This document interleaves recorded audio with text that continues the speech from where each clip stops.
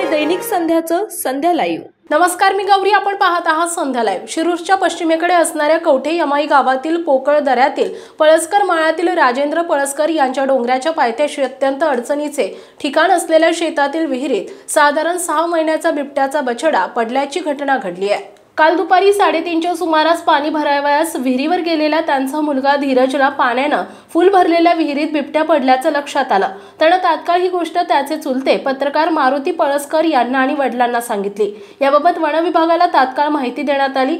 One कर्मचारी हनुमंत कारकुड तात्काळ त्या विहिरीजवळ पोहोचले। सोबत आणलेल्या रेस्क्यू स्टिकनं त्या छोट्याशा बछड्याला अलगद वर काढलं।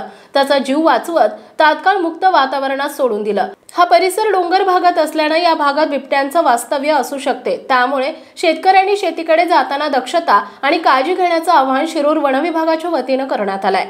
संध्या लाईव्हसाठी प्रतिनिधी सुभाष शेटे, शिरूर। महाराष्ट्र तसेच पुणे जिल्ह्यातील महत्त्वाच्या बातम्या पाहण्यासाठी संध्या लाईव्ह न्यूज चॅनलला YouTube वर सबस्क्राइब करा आणि बेल आयकॉन प्रेस करा।